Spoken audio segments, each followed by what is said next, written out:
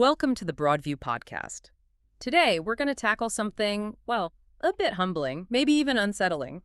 We're dissecting the hidden machinery that shapes your deepest convictions. You know, the ones about politics, the economy, morality, even why you prefer one brand over another. Most of us like to think we arrived at our beliefs through careful, conscious thought, like we're solitary thinkers, weighing the evidence objectively. Right, the lone rational judge. And if that were true, well, the world would look very different, wouldn't it? Less shouty, maybe. The big puzzle really is, why do smart people looking at the same world, the same facts, end up in completely opposite corners, totally convinced they're right?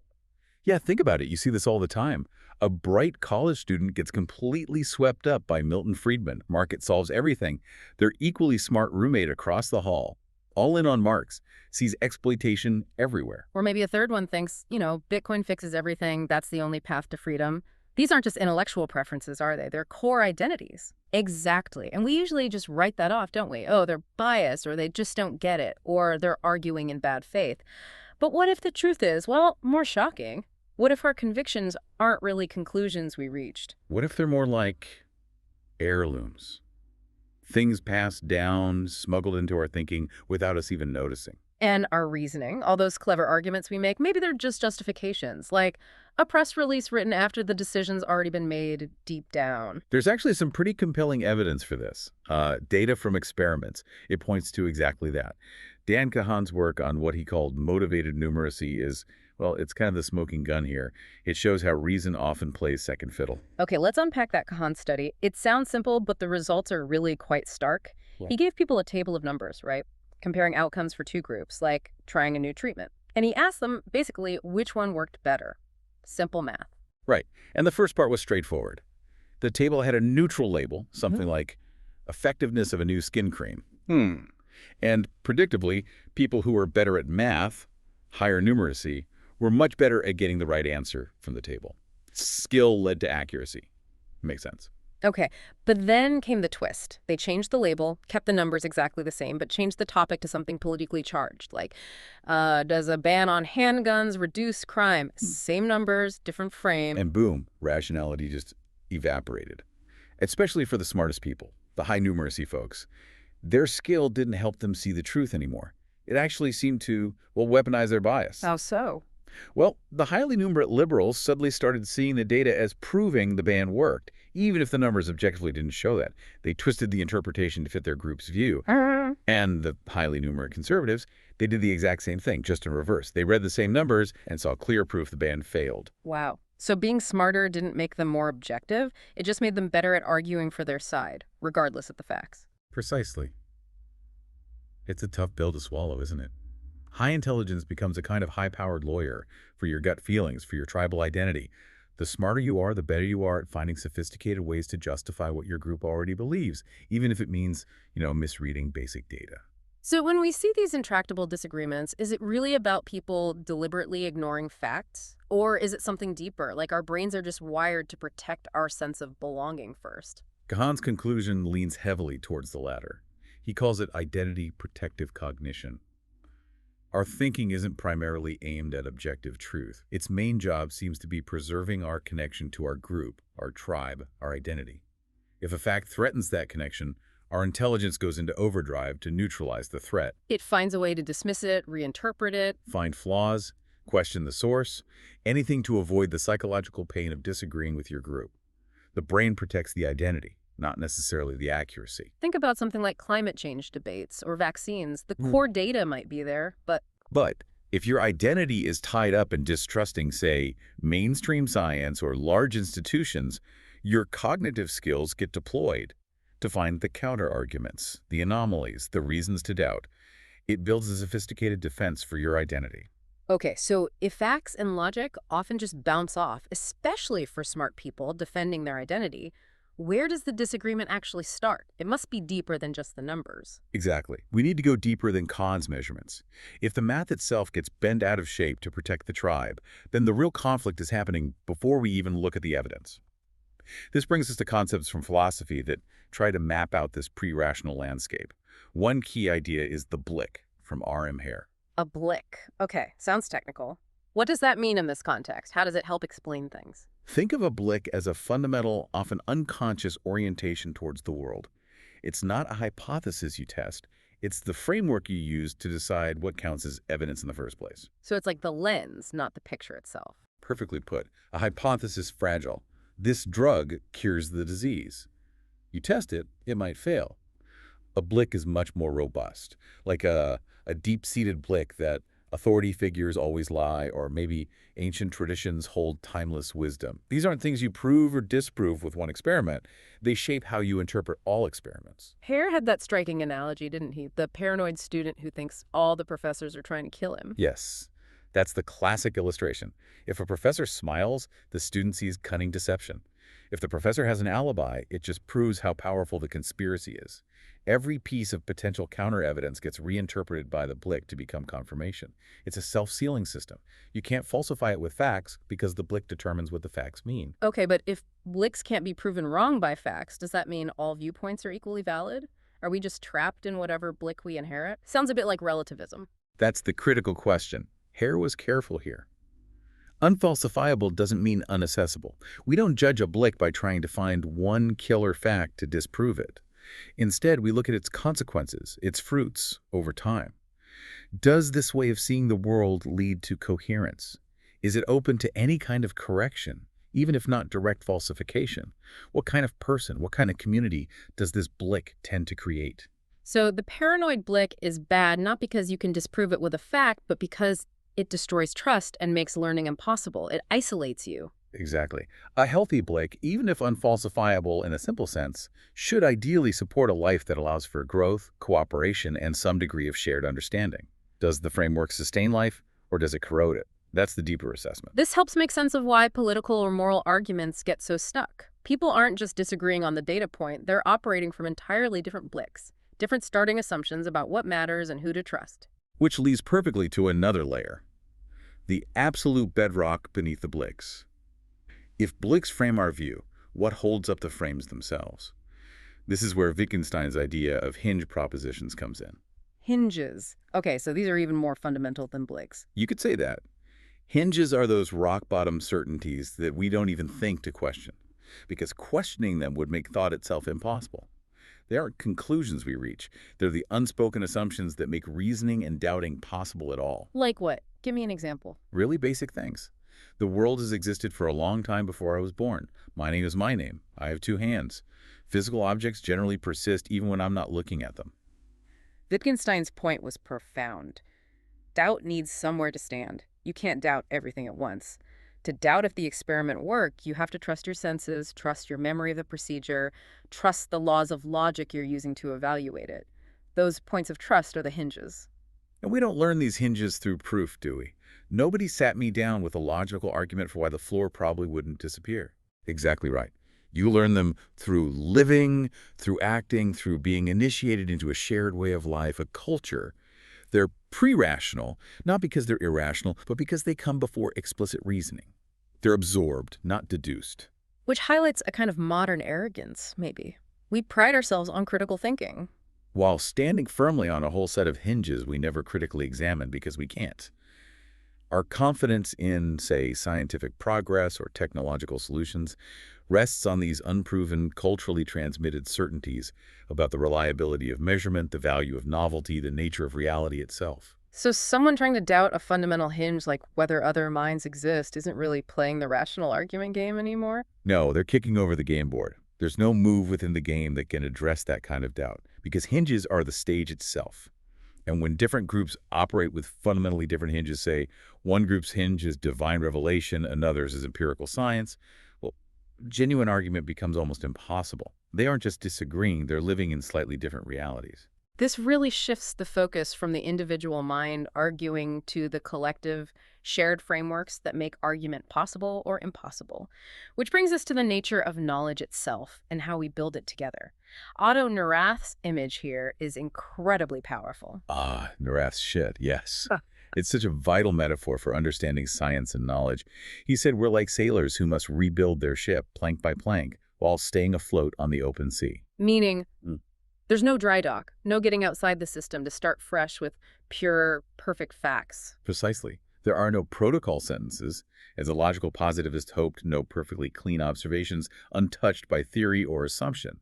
Every fact, every plank we use is already shaped by our language, our tools, our goals, our shared history on that ship. So even something that looks like a simple observation is already loaded with assumptions. Absolutely. Take a basic category like infection during a health crisis. If you change the definition, maybe how you count deaths with a virus versus deaths from a virus, the official statistics, the shape of the crisis on paper, can change dramatically overnight. The reality hasn't changed, but the planks we use to measure it have. We see this in economics all the time too, right? Redefining unemployment or the poverty line. Exactly. Change the definition of the U3 versus U6 unemployment rate, and suddenly the economic health of the nation looks radically different in the reports, even if nobody's actual job situation changed. Redraw the poverty line by tweaking the formula, and you can statistically lift millions out of poverty without changing their material circumstances one bit. These categories aren't just passive mirrors. They actively shape our reality and direct resources and policy. They're planks chosen to navigate certain political or social waters. So Neurath's ship means we're always working within the system, testing how new planks fit with the old ones, trying to make the whole structure more seaworthy, but never getting outside it. We feel the stress on the hull, notice the leaks, swap a plank, and see if the overall ship feels more stable. It's a holistic process. This helps explain Kahan's results too. People weren't just evaluating numbers. They were trying to keep their identity ship afloat, ensuring the new data plank didn't threaten the integrity of their worldview. And this connects directly to W.V.O. Quine's ideas about the interconnectedness of our beliefs, right? The web of belief. Yes, Quine took Neurath's holistic idea and really developed it. He argued that we don't test beliefs one by one against reality. Instead, experience confronts our entire system of beliefs, a vast interconnected web. So if one belief, one strand in the web seems to conflict with a new experience, the tension can be resolved by making adjustments anywhere in the web. It's not automatically the initial belief that has to go. meaning we have choices. If an experiment gives us a surprising result, we don't have to throw out the core theory immediately.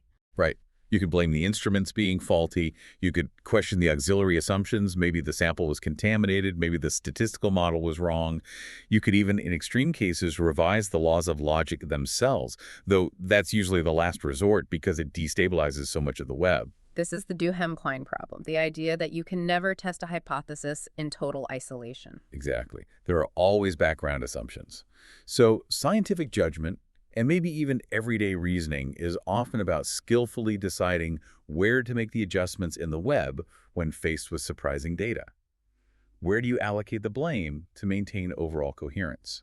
Kuhn also had that famous thought experiment about translation, the Gavagai example, which really highlights how much our concepts depend on the whole system, not just pointing at things. Ah, yes, the indeterminacy of translation.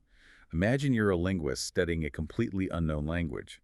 A rabbit runs past. The native speaker points and says Gavagai. Okay, so you write down Gavagai rabbit. Seems simple. But is it? How do you know Gavagai doesn't mean look, lunch, or undetached rabbit part, or temporal stage of rabbithood, or even see how fast it runs? The pointing and the event itself don't pin down the meaning definitively. So how do you figure it out? Only by building a whole theory of their language, their grammar, their culture, their assumptions about the world. You stabilize the meaning of Gavagai not by more pointing, but by seeing how it fits into their entire web of belief and practice. Reference isn't fixed by direct contact with reality alone. It's fixed by the shared theoretical structure, the cultural loom. This idea of shared structures, these webs of belief, scales up beyond just language, doesn't it? It applies to whole scientific communities. Which brings us to Thomas Kuhn. Indeed. Kuhn took this holistic view and applied it to the history of science with his concept of paradigms. A paradigm is like the ultimate shared Blik or web for a scientific community. It's not just a theory. It's a whole package deal. Accepted theories, standard experimental methods, key examples or exemplars, preferred instruments, even shared assumptions about what problems are worth solving. It defines the normal science for that field. So normal science is when everyone's working within the paradigm, using its tools to solve the puzzles it defines, like tweaking Newton's laws to account for minor anomalies. Exactly. Like when astronomers, seeing Uranus's orbit wasn't quite right according to Newton, didn't ditch Newton. They predicted a new planet, Neptune, using Newton's framework. They were puzzle solving within the paradigm. That's normal science mopping up. But sometimes the anomalies pile up too high, right? The paradigm starts to creak under the strain. Right, and eventually this can lead to a crisis and then a scientific revolution, a paradigm shift. This is where things get really interesting, with Kuhn's idea of incommensurability. Incommensurability, meaning the old and new paradigms are so different they can't even be properly compared using a neutral language. In a sense, yes. It's like a local breakdown in translation. The proponents of the old and new paradigms might use the same words like mass or element, but mean slightly different things by them, because the words are embedded in different webs of theory and practice. Think about the shift from phlogiston theory to oxygen theory in chemistry. Phlogiston was thought to be a substance released during burning. Oxygen theory says something is taken up. The very definition of what happens in combustion changed. What counted as air, what counted as a pure substance, all shifted. So scientists working after the revolution aren't just adding new facts, they're literally seeing the world differently. Kuhn argued yes. They've adopted a new set of conceptual goggles. The same experimental result that was an annoying anomaly under the old paradigm might suddenly become the crucial confirming evidence for the new one. Like the weird orbit of Mercury, a problem for Newton, but perfect confirmation for Einstein's general relativity. The data point didn't change, but the framework for interpreting its significance did. Okay, so we have these deep frameworks, Bliks, hinges, webs, paradigms shaping how we even see facts. But that still doesn't fully explain the feeling, that intense gut feeling of knowing you're right, even when the Kahan study shows people are demonstrably wrong. Where does that certainty come from? Now we dive into the neurobiology. Robert Burton's work here is fascinating and, frankly, a bit disturbing for anyone who prides themselves on rationality. His core idea is that the feeling of certainty, that aha, I know this, sensation, isn't the result of logical deduction. It's an involuntary brain state. It's more like feeling hungry or falling in love than like finishing a math proof. Involuntary, so I don't choose to feel certain, it just happens to me. That's Burton's argument. The conviction arrives this electrical storm in the brain, basically often before the conscious reasoning process kicks in to justify it. The feeling comes first. The reasons are recruited afterwards to support the feeling. That explains why arguing is so often pointless. If the feeling isn't based on the reasons I'm giving, attacking the reasons won't change the feeling. Precisely. The brain has already cast its vote. Burton points to phenomena like blind sight to illustrate this disconnect between knowing and feeling like you know. Right. Blind sight patients can, say, accurately point to a light source in their blind field so they objectively know where it is. While they insist they're just guessing. Yeah. They have the knowledge, the accuracy, but lack the subjective feeling of certainty that normally accompanies it. And the opposite happens too, right? People feeling utterly certain about things that are demonstrably false. Oh, absolutely. Yeah. Remember the studies on flashbulb memories, like where people were when they heard about the Challenger disaster? Years later, people report incredibly vivid, detailed, and confident memories. That turn out to be completely wrong when compared to diaries or recordings they made at the time. The certainty stays rock solid, even as the facts decay or get rewritten. That's the brain protecting that feeling. Which brings us to cognitive dissonance. The discomfort we feel when our beliefs clash with reality or with each other. Exactly. And because that feeling of certainty, of being right, is so important for our sense of self and our social standing, the brain works incredibly hard to resolve that dissonance and protect the feeling. How does it do that? It uses a whole toolbox. Selective exposure, just avoiding information that might challenge your conviction. Reinterpretation. If you can't avoid it, twist its meaning. Oh, that study was flawed. That doesn't really apply here. Trivialization. Okay, maybe it's true, but it's not important. And the classic, source derogation. Attacking the messenger. Well, of course they would say that. Right. Anything to neutralize the threat and restore that comfortable feeling of rightness. This is the neural machinery behind Kahan's motivated numeracy. The brain isn't optimizing for truth. It's optimizing for internal coherence and the protection of that precious I know sensation.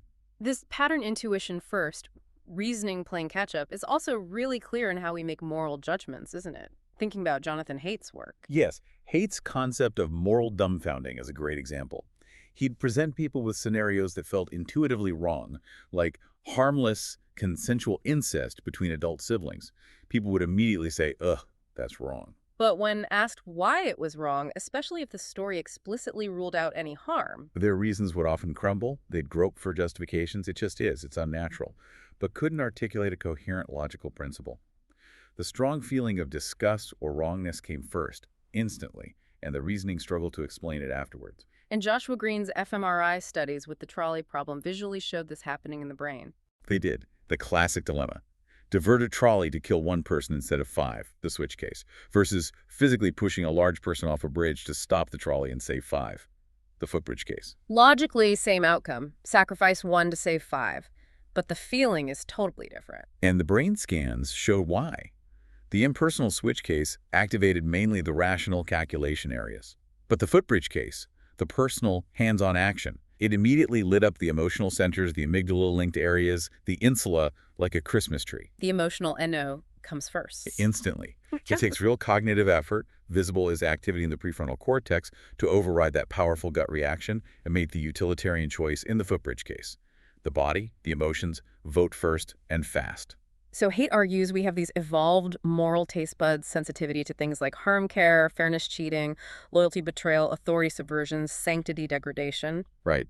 And these act like fast, intuitive sensors. Depending on how they're tuned largely by our culture and upbringing, they trigger immediate positive or negative feelings about situations or ideas long before we consciously analyze them. So one person reads a passage about tradition and feels a warm glow of loyalty and authority, while someone else reads the same passage and feels constricted or repulsed because their sensitivity is tuned differently. Exactly. Same words, different underlying affective response based on these tuned moral foundations. The feeling dictates the initial interpretation. Okay, so you've got the frameworks, Bliks, Hinges, Webs, the involuntary feeling of certainty, the fast moral intuitions. It feels like a conspiracy against pure reason. What's the common thread tying all this together? What's the master weaver behind this loom? The inescapable answer, the force orchestrating all of these elements, is culture. Culture is the environment that installs the Bliks, tunes the moral taste buds, shapes the hinges, and teaches the brain what should trigger that feeling of certainty. It's the operating system running in the background, providing the default settings, the categories, the assumptions that make certain thoughts feel natural and others feel alien or wrong. And these aren't just individual quirks, are there? It's about shared patterns. Absolutely. This is about shared reality. We learn to see the world, to feel about the world, in ways that align with our primary groups. It's fundamental to belonging. Kahan's participants weren't just being individually biased, they were demonstrating allegiance to their group's shared way of seeing. Agreeing with your group feels like being right, and being right reinforces belonging. The two become fused. So let's get specific about how this cultural machinery works. You've described identity itself as this intricate braid of different strands. Yes, I find it helpful to think of identity as woven from 3 interconnected strands. First, the cognitive strand. These are the shared mental categories, the filing cabinets our culture gives us, like clean, dirty, honor, shame, justum, sacred, profane. Second, the normative strand. These are the oughts that automatically follow from the categories. If something is categorized as sacred, then we ought to protect it. If someone is family, we ought to be loyal. And third, the material strand. These are the physical objects, tools, rituals, institutions, and technologies that embody and enforce the categories and norms. Think flags, specific clothing, legal systems, even smartphone features. And these strands are constantly reinforcing each other, making the identity stable. Exactly. The categories tell you what to value, the norms tell you how to act, and the material culture makes it tangible and reminds you constantly. It's a tight weave. The power of this really becomes clear when you see what happens if just one cognitive category gets fundamentally redefined by the culture. Let's take your example of how we think about presence. Right. For millennia, the cognitive category was simple. Presence meant physical co-location. You were either here or absent. That was the basic filing system.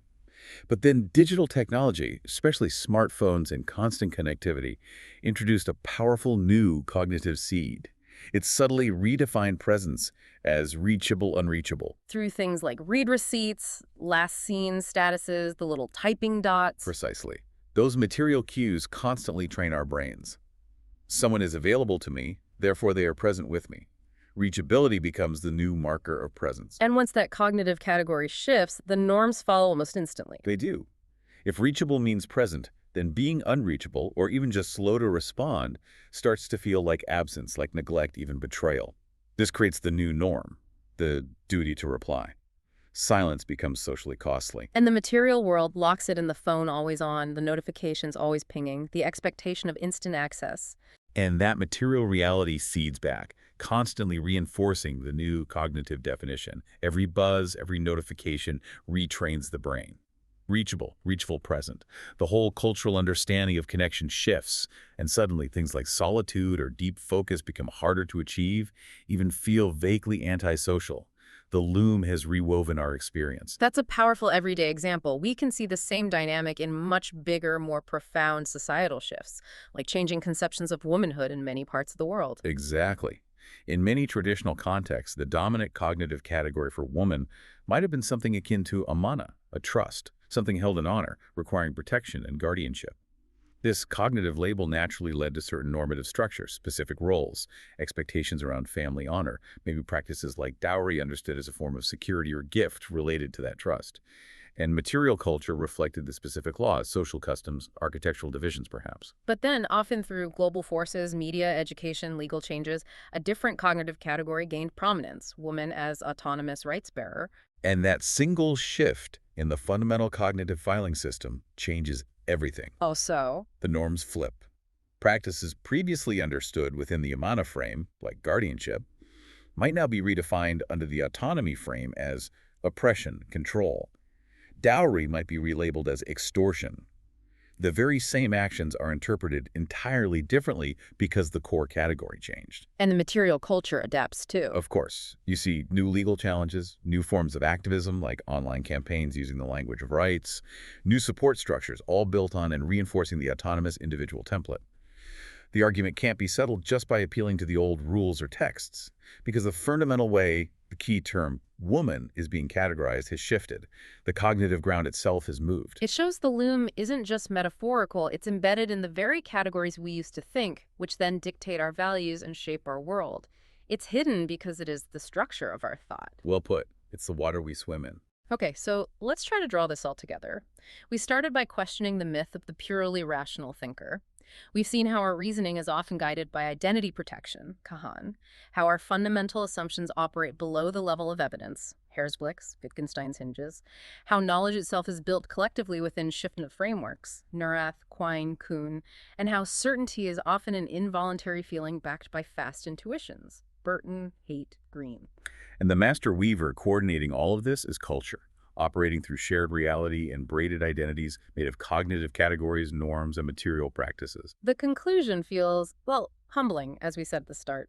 We are all sailors on Neurath's leaky boat, using maps, paradigms, Bliks we inherited, often using our cleverness, numeracy, simply to patch the hull in ways that keep our ship sailing with our crew, protecting our shared identity. It means that simply throwing more facts, more data, more citations at someone holding a different conviction is often futile. If their Blik, their cultural programming, has already decided how to file that information as irrelevant, biased, or confirmation of their own view, then the argument was over before it began. The feeling of rightness is just too powerful and too involuntary.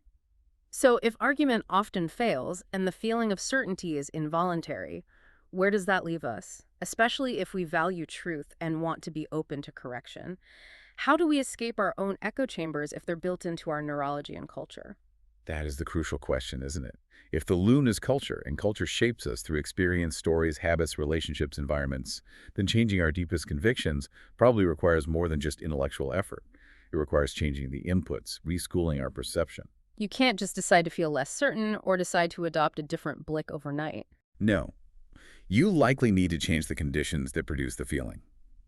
Which leads to the final provocative thought for you, the listener. Given that the feeling of certainty is involuntary, and logic alone seems pretty bad at switching that feeling off or on, what would it actually take in terms of sustained practice or maybe a different kind of community or deliberately chosen environment to cultivate a different kind of internal wiring? What could install a Blik that genuinely rewards intellectual humility? A setup where encountering disconfirming evidence feels less like a threat or a betrayal of your group and more like, well, like relief, like getting closer to the truth.